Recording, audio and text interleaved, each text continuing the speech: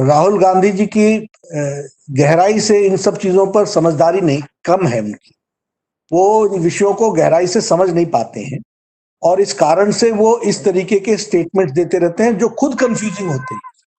कभी कहते हैं कि लॉकडाउन जल्दी लगा दिया, कभी कहते हैं कि लॉकडाउन उठा क्यों नहीं रहे हैं, कभी कहते हैं कि केसेस बढ़ रहे हैं तो उठा क्यों रहे हैं।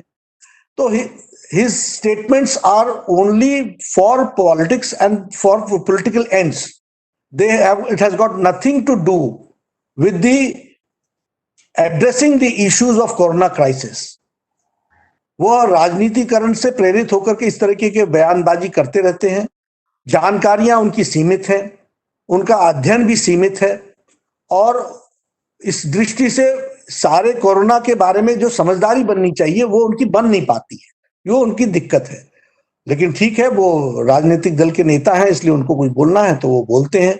लेकिन देश की जनता जानती है, अच्छे से जानती है कि मोदी जी के द्वारा उठाए गए प्रयासों का क्या अंतर पड़ा है और लॉकडाउन सही समय पर लगने के कारण आज भारत देश की तस्वीर क्या है ये सबको मालूम है और सही समय पर सही निर्णय लेने का बारे में देश उनके साथ खड़ा है।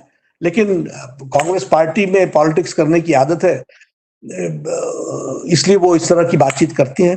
मैं ये कह सकता हूँ कि मोदी सरकार 3 मोर्चे पर पूरी तरह असफल रही। आर्थिक मोर्चे पर आज जीडीपी की दर लोएस्ट है, सबसे कम है और हमारा रुपया दुनिया के बाजार में बहुत नीचे गिर गया है। मोदी जी की उम्र भी पार कर गया है। मैं दूसरी बात कहना चाहता हूँ कि बेरोजगारी आज 45-46 साल में सबसे ज़्यादा बेरोजगारी बढ़ी है। दूसरा, इन्होंने मोदी जी ने जहां आर्थिक रूप से पूरी तरह देश को बिगाड़ा अर्थ स्थिति, वहीं इस देश का सामाजिक ताना बाना भी तोड़ा इन्होंने। जाति और धर्म के नाम पर ही सरकार ने तोड़ा है इसको। और तीसरा सबसे बड़ी गलती, कोरोना जैसी महामारी निपटने के लिए इन्होंने एक बहुत ही गलत रणनीति बनाई जिसकी कीमत आज पूरा देश चुका रहा है।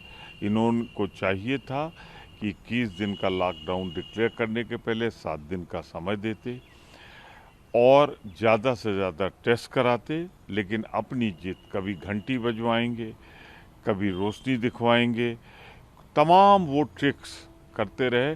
जिस गुजरात मॉडल की बात करते हैं, आज अहमदाबाद में हाई कोर्ट ने कहा है कि वहाँ के अस्पताल काल कोठरी है।